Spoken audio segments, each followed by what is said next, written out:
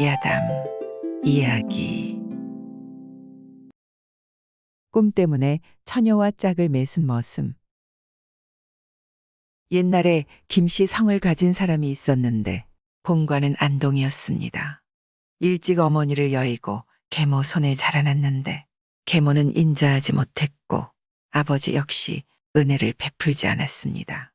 계모는 날마다 김생을 가혹하게 매질했는데 시간이 지날수록 더 잔혹해지니 김생이 방금 문안 인사를 하고 나왔는데도 스스로를 보존하기 어려운 지경에 이르기도 했습니다. 자비로운 하늘이 김생을 보살펴주지 않는 아픔은 이루 다 형언하기 어려웠습니다. 어느 날 밤 김생의 어머니가 꿈에 나타나 말했습니다. 내가 내 어미다. 너에게 곧 화가 닥칠 것이다. 동남쪽으로 가면 액을 면할 수 있을 테니 꾸물거리지 말고 어서 가거라. 김생은 어머니가 갑자기 사라져 크게 통곡하다 놀라 깨어났습니다. 새벽바람은 뼛속까지 스미는데 설이 내리는 밤 달빛이 창문에 비치고 있었습니다. 그는 길게 탄식하며 신음소리까지 내다가 붓과 벼루를 가져와 고별의 죄를 지었으니 벌을 내려달라고 청하는 글을 써서 벼룻집 위에 올려놓았습니다. 눈물을 흘리며 문 밖으로 나가 사방을 둘러보았지만 갈 곳이 없었습니다.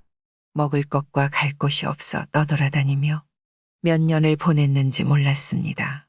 하루는 발걸음이 어떤 곳에 당도했습니다.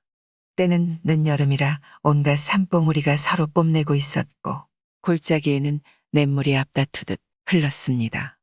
세상 풍경은 저렇게 아름다운데 자기 신세를 돌아보니 눈물이 흘러내려 해진 옷깃을 적셨습니다. 김생이 돌을 베고 눕자 비몽사몽간에 어머니가 다시 나타났습니다. 화복무문이고 이별하고 만나는 데는 때가 있는 법이니 너무 상심하지 말거라. 며칠 뒤 남의 원수를 갚아줄 기회가 있거든. 뭐든 아끼지 말고 억울함을 다 풀어주거라. 또 말했습니다. 이 물건이 사소한 것이기는 하지만 쓰일 때가 있을 것이니 받아두어라. 김생이 어머니를 받들어 모시려던 찰나 솔바람이 불어오고 계곡물이 거세게 흐르면서 물보라를 일으켰습니다. 그가 놀라 일어나 정신을 차려보니 몸은 바위 위에 있고 곁에 옷 한 벌과 금전 한 봉이 놓여 있었습니다. 꿈속 일을 생각하니 마음이 더욱 절실해지고 슬퍼져서 공중을 향해 2번 절을 하고 몸을 일으키려 했습니다. 그때 한 승려가 보였습니다. 승려는 모자를 벗어 손에 쥐고 나무에 기대어 더위를 피하고 있었습니다. 김생은 그의 맑고 깨끗한 모습을 보고 이야기를 나누게 되었습니다. 승려가 말했습니다. 나도 서울 사람인데 우연히 출가하여 오늘 귀객을 만나게 되었으니 우리가 삼생의 인연이 있나 보. 그러고는 멀리 한 곳을 가리키며 저곳이 모함자인데 저기서 함께 하룻밤 묵고 가시려오. 하니 김생이 좋지요 하고 대꾸했습니다. 암자에 도착하니 깊은 도량에 늙은 스님 몇 명이 살고 있었습니다. 한 늙은 일꾼이 나무를 지고 왔습니다. 암자의 스님들이 내준 공양은 담백하고 정결했습니다. 김생은 그곳에서 며칠을 머물면서 같이 간 승려와 함께 옛날과 지금의 이야기를 두루 나누었는데 서로 잘 맞아 무슨 말이든 다 했습니다. 그들은 매일 암벽 위로 올라가 놀았는데 그 높이가 수백 장이나 되니 떨려서 아래를 내려다볼 수가 없었습니다. 김생이 한 번은 암벽 꼭대기에 앉아 승려에게 물었습니다. 우리 둘이 비록 남남으로 만났지만 마음은 하나라 숨길 일이 없지요. 지금까지 겪어온 일들을 다 말해 쌓인 회포를 푸는 것이 어떻습니까? 승려가 한숨을 쉬고 탄식했습니다. 나는 천인이 아니라 오족 아무개의 아들입니다.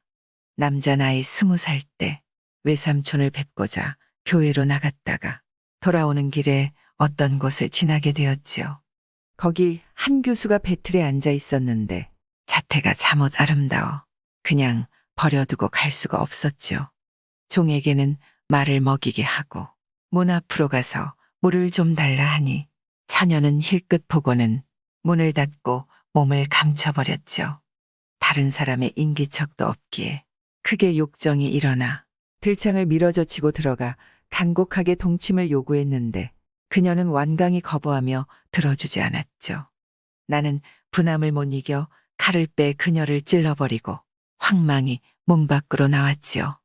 한동안 집으로 돌아갈 마음이 없어 먼 지방으로 돌아다니다가 마침내 머리를 깎았습니다. 그런지 벌써 몇 년이 되었네요. 이건 운명의 소관이니 후회한들 어쩌겠소. 김생은 그 이야기를 다 듣고 분노를 억누르지 못해 중이 알아차리지 못하는 틈에 그를 발로 차서 암벽 아래로 떨어져 죽게 했습니다. 하늘을 보니 석양이 산에 걸려 있었습니다.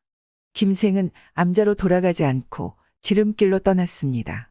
평평한 길, 험한 길, 동쪽과 서쪽도 가리지 않고 그저 달려갈 뿐이었습니다. 칡덩굴 얽힌 캄캄한 산이라 길도 찾을 수 없었습니다. 홀련 길가에 버려진 어린아이를 발견했습니다.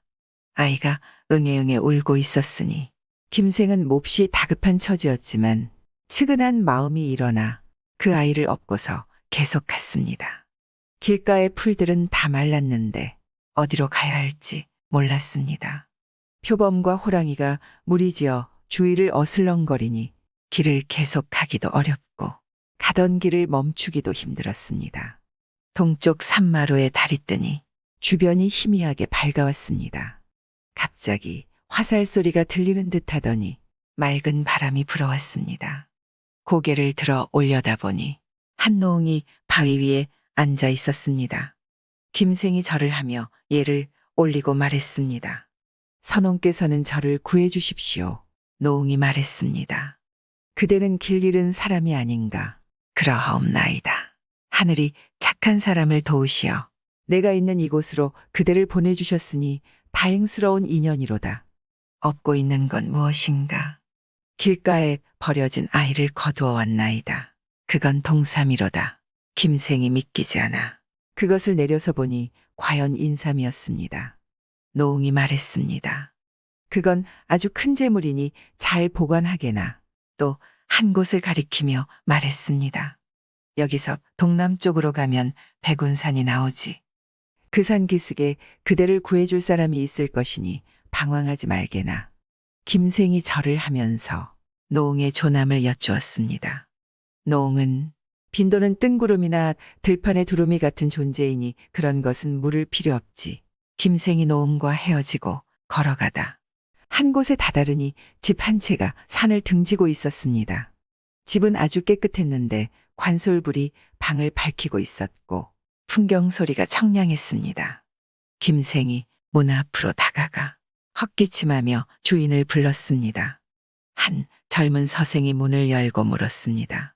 깊은 밤 이 정산에 손님은 무슨 일로 오셨소? 산길을 잃어버린 사람이 이리저리 헤매다 여기까지 왔습니다. 몹시 배고프고 목이 마르니 밥 한 그릇만 주십시오.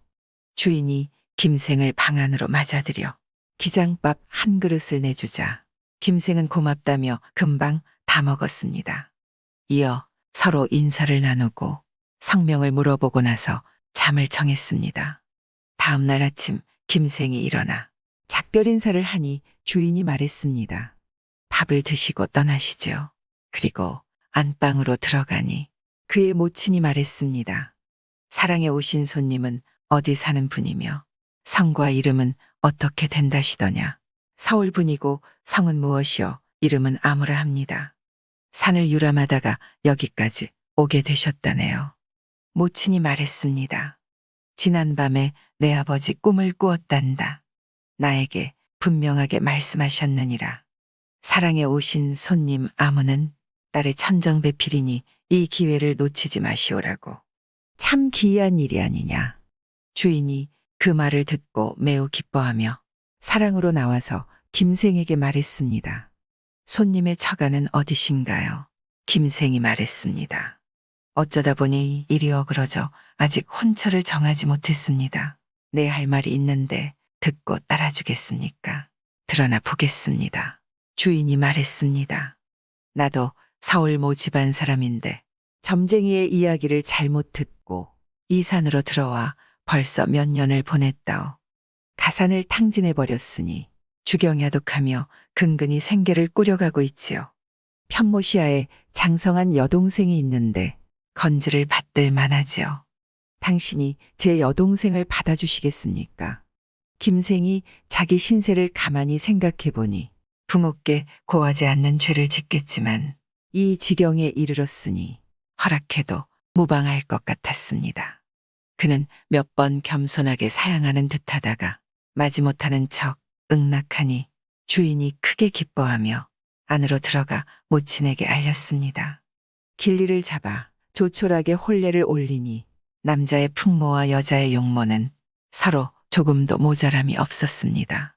주인 모자의 기쁨은 이루 다 말할 수 없었습니다. 하루는 김생이 처남 이생에게 말했습니다. 사람의 한평생이 물거품이나 헛개비, 뜬구름 같은데 어찌 깊은 산 속에서만 살다 초목과 함께 썩으려 하십니까? 밖으로 나가보려 해도 미천이 없으니 어찌하겠나.